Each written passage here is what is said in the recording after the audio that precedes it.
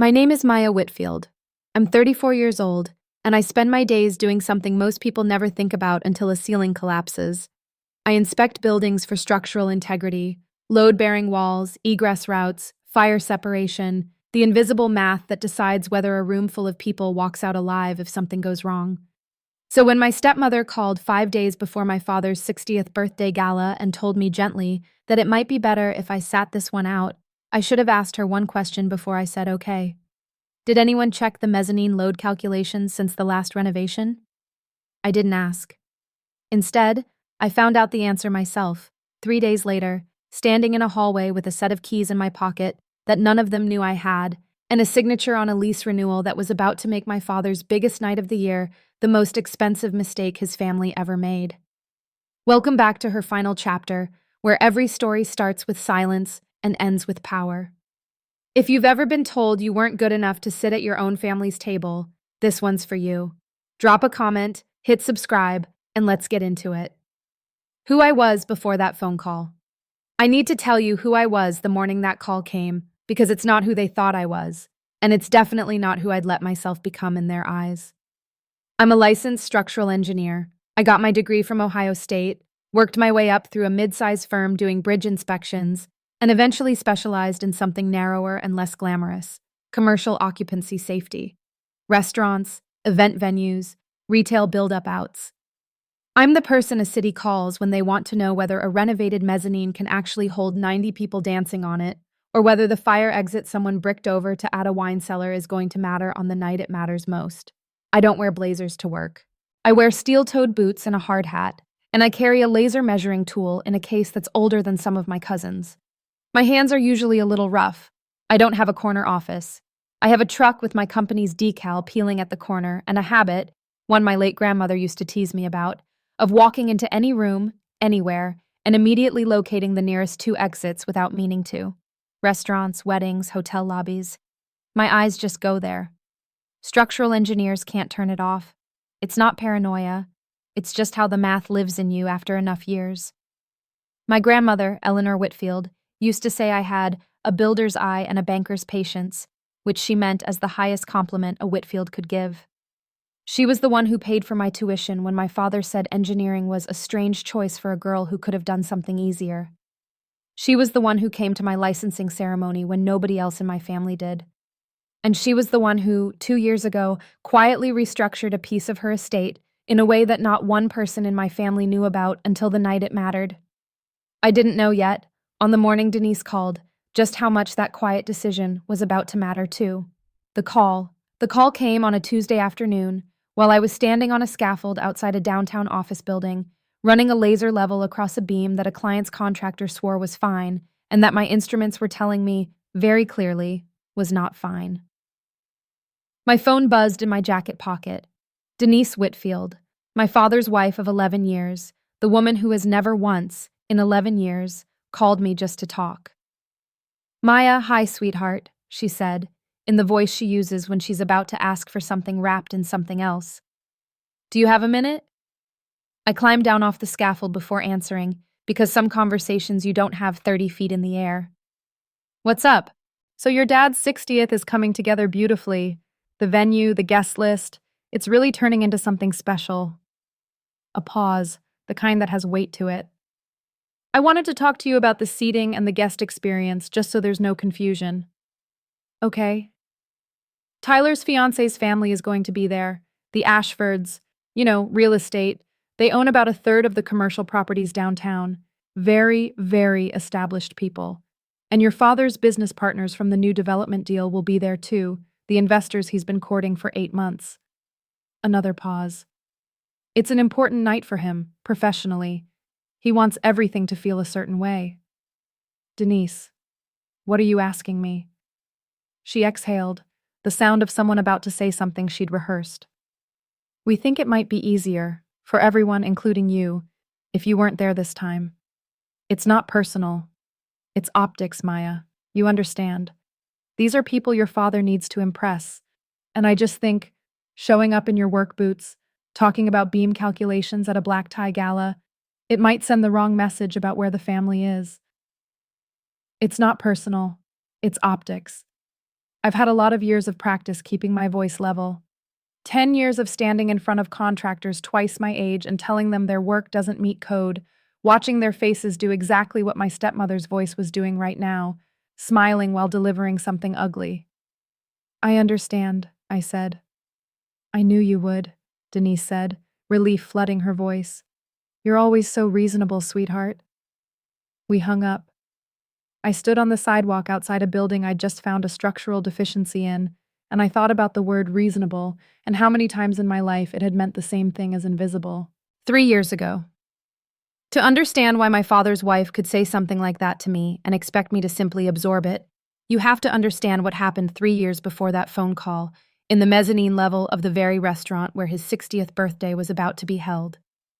My father, Richard Whitfield, owns Winmere, a small chain of upscale restaurants, 4 locations, the flagship being a converted 1920s bank building downtown with soaring ceilings and an open mezzanine that overlooks the main dining floor. It's beautiful.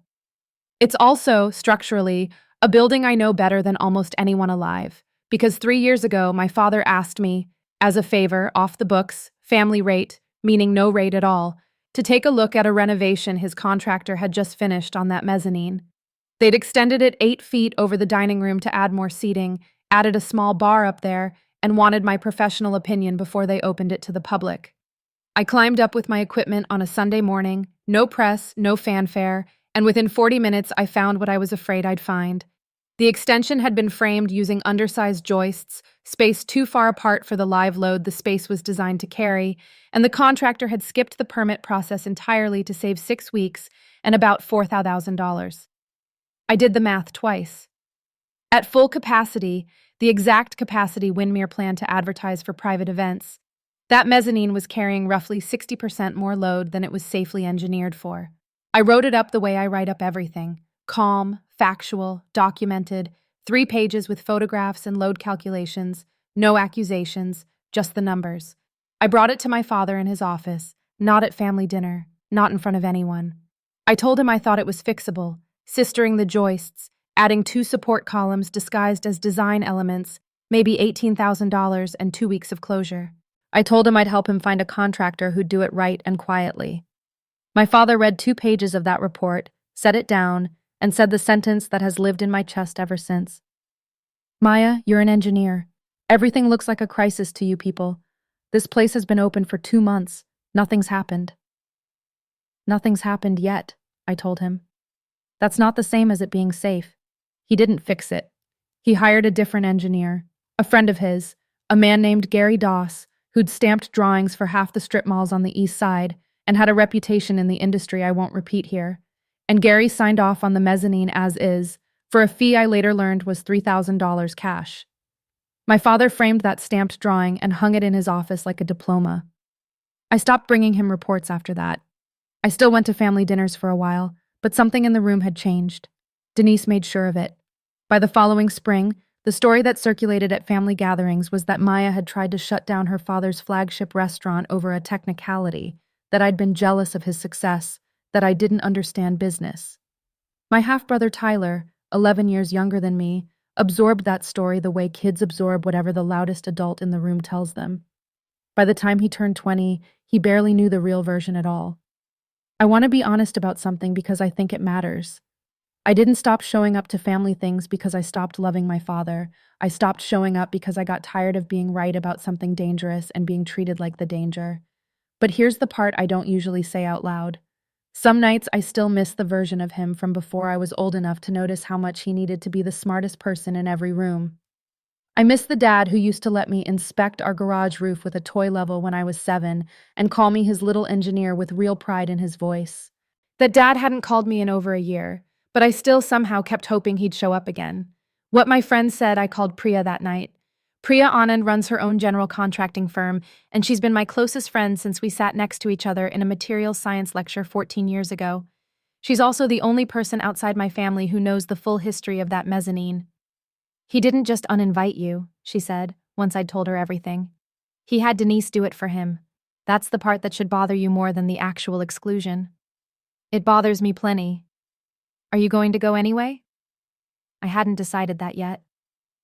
I don't know. Maya. Priya's voice went flat, the tone she uses when she's about to say something I don't want to hear. That building is a liability waiting to happen, and you know it better than anyone on earth. If you walk into that gala and something's still wrong up there, and God forbid something happens with 120 people packed onto a mezzanine your dad refused to fix, you're not going to be able to unknow that. You'll carry that whether you're in the room or not. So what do I do? That's not what I asked. I asked if you're going to go. I didn't answer her right away. Instead, I thought about my grandmother and the folder sitting in my email that I hadn't opened in 11 months. What grandmother Eleanor left me. My grandmother died 2 years ago in March, 3 months before that mezzanine renovation I'd flagged. She was the only person in my family who ever treated my career like an achievement instead of an inconvenience. When I got my engineering license, she took me to dinner at a steakhouse and made the waiter bring out a small cake with a hard hat drawn on it and frosting.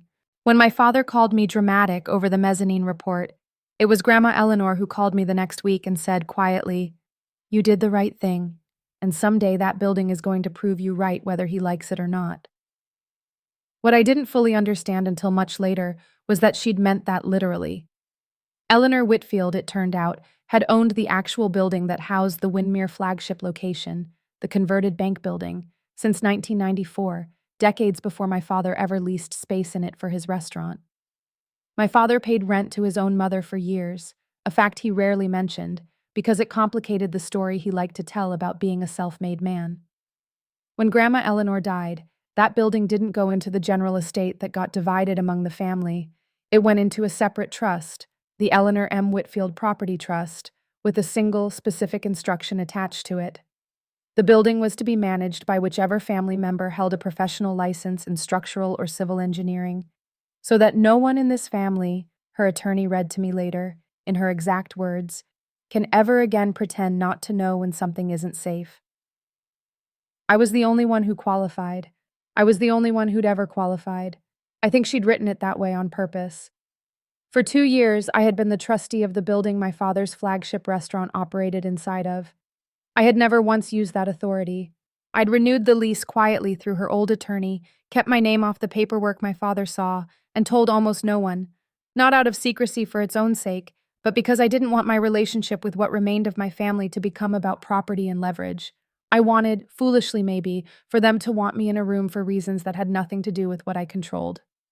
Denise's phone call changed that calculation, not because I wanted to punish anyone. Because 5 days before 120 guests were going to fill a mezzanine I had personally flagged as unsafe 3 years earlier, and nobody currently at that company even remembered my name was on the deed. Stay with me. I want to pause here for a second because I know some of you are already yelling at your screen wondering what I did next. Stay with me, because the 2 days I spent deciding what to do took longer than the 10 minutes it eventually took to do it. The gala. The invitation Denise never sent me was, technically, unnecessary. As trustee of the property, I had standing access to every location Windmere operated inside of that building, written into the lease agreement itself for safety and maintenance purposes, a clause my grandmother's attorney had insisted on, and my father had signed without reading closely, the way people sign things when they assume the fine print will never matter. I arrived at 7:40 p.m. on the night of the gala, not through the main entrance where a hostess in a black dress was checking names against a list that didn't include mine, but through the service corridor I'd walked 100 times in my work boots, wearing a simple charcoal dress instead, with a small leather folio tucked under my arm that Priya had teased me about that morning. "You're bringing a briefcase to your dad's birthday party?" "I'm not going to his birthday party," I'd told her. "I'm doing a site visit that happens to have a birthday party in it." The ballroom level was transformed. String lights, a jazz trio, servers moving through a crowd that had to be pushing 130 people, easily more than the number Denise had mentioned. Down below, on the main floor, I recognized faces. My father's business partners, a cluster of Ashfords in the kind of clothes that don't have price tags visible anywhere, Tyler in a suit that fit him like he'd finally grown into being an adult, and Denise, radiant in deep blue, working the room like she'd trained for it her whole life. And above all of them, strung with the same warm lights, packed with at least 40 more guests holding champagne, was the mezzanine. I stood at the base of the stairs for exactly 4 seconds, the way I stand at the edge of any site I'm about to formally assess, and then I climbed. The first thing I noticed wasn't the joists. It was the fire exit sign at the far end of the mezzanine. the one that was supposed to lead to the secondary stairwell, now had a decorative floral arch built directly in front of it. Gorgeous, floor to ceiling, completely blocking the door. The second thing I noticed was the small brass plaque near the bar, the one every commercial venue is legally required to post, listing maximum occupancy. It read 45. I did a rough head count without meaning to. I stopped counting at 60. I found the building's most recent occupancy certificate, framed near the elevator the way my father liked to frame things that made him look responsible. The date on it was from 4 years ago, before the mezzanine extension, before my report, before Gary Doss's $3,000 stamp. It had never been updated. What the hostess told me. I found Marisol near the service stairwell, the events coordinator I'd met twice before during actual inspections, back when Winmere still let me do my job. She startled seeing me in a dress instead of a hard hat. "Ms. Whitfield, I didn't know you were coming tonight." "I wasn't invited," I said evenly. "I'm here in a different capacity. Marisol, when was the mezzanine load last reassessed? After the second renovation, the one that added the bar up here?" Her face did something complicated. "There was a renovation about 8 months ago. They added the wine service station, expanded the seating another 6 feet toward the west wall." She hesitated. "I don't think anyone came out for an inspection. Mr. Whitfield said it was already approved from before." Another 6 feet. Another expansion, stacked on top of the one I'd already flagged as overloaded 3 years earlier. And apparently nobody had called an engineer at all this time. They'd simply pointed at Gary Doss's decade-old stamp and kept building. "How many people are up here right now?" I asked. She glanced at her tablet. "The event's ticketed for 130 total across both levels. I think we're running close to capacity on the mezzanine specifically. A lot of people came up for the view during cocktail hour." I thanked her and walked to the railing, looking down at my father, laughing with an Ashford, champagne in his hand, 60 years old and glowing under the string lights he'd hung above a room he'd never let anyone properly check. I thought about Priya's voice on the phone. "You'll carry that whether you're in the room or not." I was in the room now. The first small cruelties. I made my way down to the main floor eventually, unable to stay upstairs with what I now knew. Denise spotted me before I'd made it 15 feet. "Maya." Her smile flickered, recalibrated, held. "I didn't realize you'd decided to come after all." "I had some things to check on," I said, which was true. Tyler appeared at her shoulder, tugging at his tie. "Wow, didn't expect the hard hat crew to make an appearance tonight." He laughed at his own joke. Nobody else did, but nobody corrected him either. An Ashford cousin, whose name I never caught, glanced at my dress and said, not unkindly but not kindly either, "Oh, are you with the catering company? I love the little floral install upstairs, by the way. It's blocking that awful exit sign so well." I didn't correct her either. I filed it. I file everything. My father found me 20 minutes later, near the champagne table, his face doing the thing it always does when something's happened that he didn't plan for. "Maya, Denise said this wasn't—" He caught himself, glanced around, lowered his voice.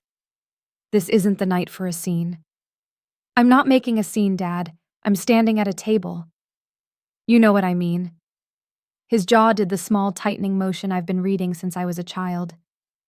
"Tonight is important. The investors, the Ashfords. I need this to go smoothly. It's not personal, sweetheart. It's just optics." There it was, the second time. Stay with me. One more time. If you've ever stood in a room, holding information that could change everything, wondering whether tonight is really the night to use it, type "careful" in the comments, because that's exactly where I was standing. And what happened in the next 20 minutes is the part I think about the most.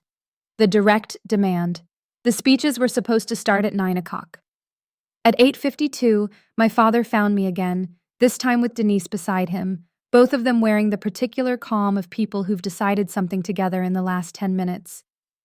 "Maya," Denise said gently, the way you'd speak to a child or an employee you're about to let go. "The toasts are starting soon, and we really think it would be best if you headed out before the investors gather for the speeches. It's not personal. It's optics. You understand." Third time. My father wouldn't quite meet my eyes. "It's just, The Ashfords are going to be front and center, and the investment group, and I need the story tonight to be clean. Successful family, successful business. You being here dressed like. He stopped himself again, but I'd heard enough versions of that sentence to finish it myself. I let the silence sit. 3 seconds. 5. Long enough that Denise glanced at my father, uncertain. Long enough that a server refilling glasses nearby slowed down without meaning to, sensing something the way people always do in a room where the temperature has just dropped. Before I go, I said finally, I need to ask you something, and I need you to actually answer it this time. When was the mezzanine load last reassessed after the second renovation 8 months ago? My father blinked. What? The wine station. The extra 6 feet toward the west wall. Who signed off on that? Maya, this isn't the time. There are at least 60 people standing on a mezzanine right now that was engineered to hold 45 before that second renovation, and I have documentation going back 3 years showing it was already over capacity before that. So I'm asking you in front of your wife, at your 60th birthday party, who signed off on it? Denise's composed face cracked at the edges. Richard, what is she talking about? The reveal. Here's what a decade of inspecting buildings teaches you, if you're paying attention. Almost nobody who's cut a corner expects to be asked about it calmly by someone who already has the paperwork. They expect anger. They expect a scene they can manage. They don't expect a woman in a charcoal dress opening a leather folio at a champagne table. I opened it. Inside were the same documents I'd carried for 3 years, plus 2 new ones I'd pulled that afternoon. The current occupancy certificate showing the expired 45-person limit, and a printout of the Eleanor M. Whitfield Property Trust, with my name listed as sole trustee of the building we were currently standing inside. I'm not just your daughter tonight, I said, quiet enough that only my father, Denise, and Tyler, who'd drifted closer at the tension, could hear. I'm the trustee of this property.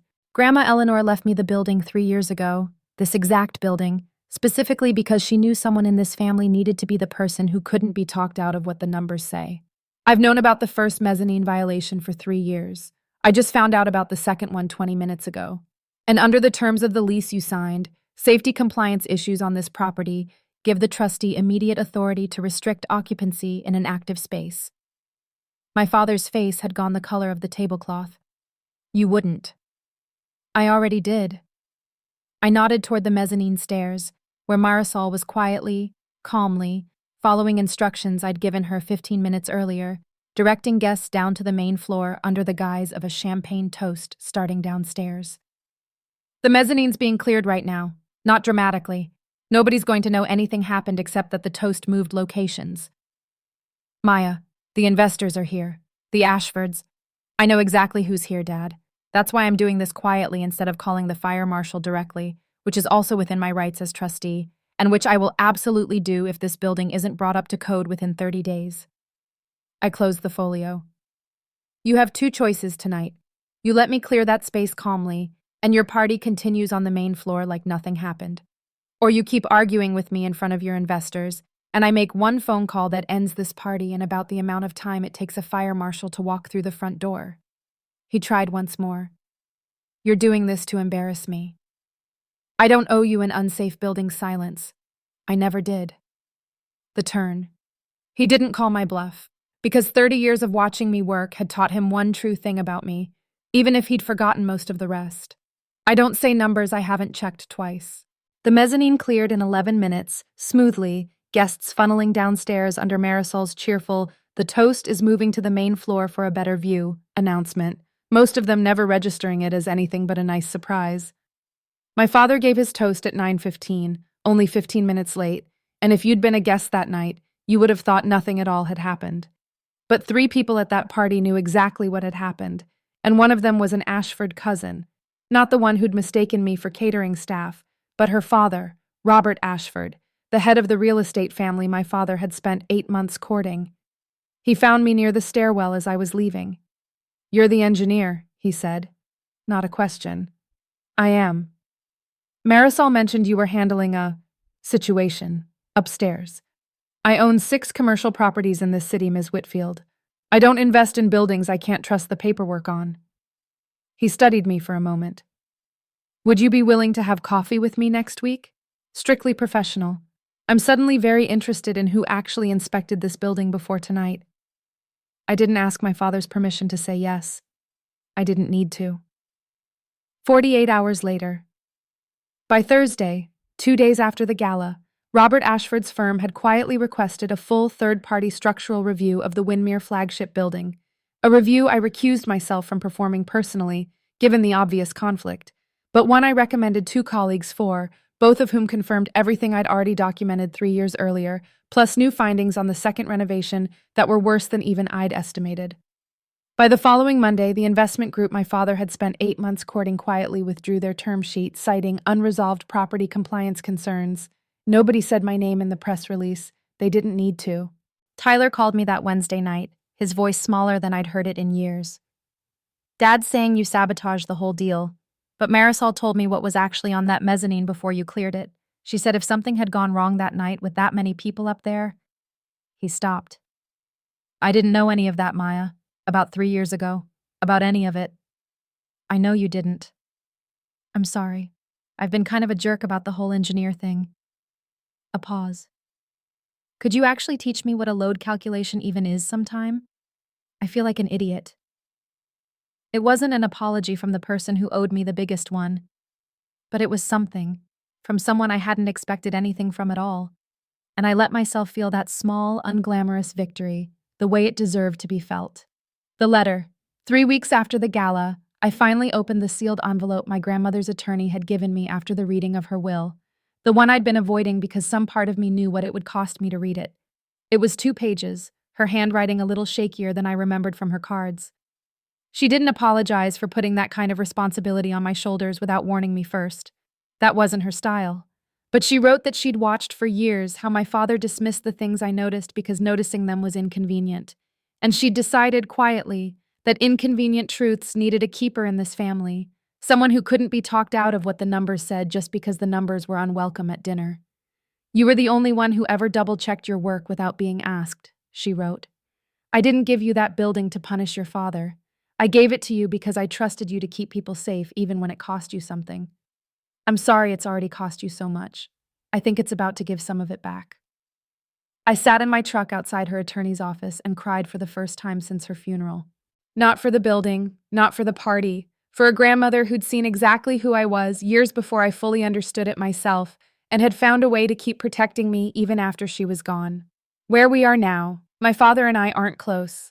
We speak occasionally, carefully, mostly about logistics, the required repairs, now underway, funded in part by insurance and in part by a settlement with the original contractor who'd skipped the permits.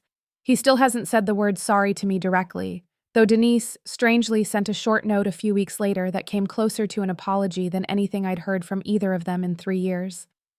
Tyler and I get coffee now, once a month.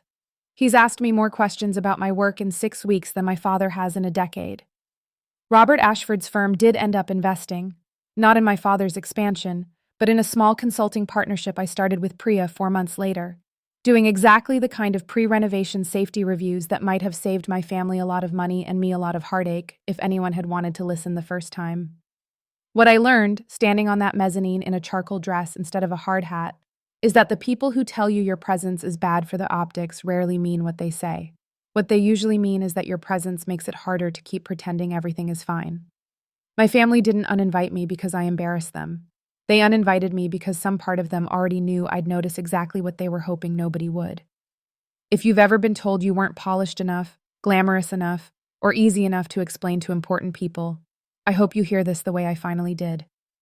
Being kept out of the room isn't proof that you don't belong in it. Sometimes it's proof that the room isn't as safe as they need you to believe it is. That's my story. If it meant something to you, drop a comment and tell me. I read every one. And if you want more stories like this, hit subscribe to her final chapter, because there's another one waiting for you next week.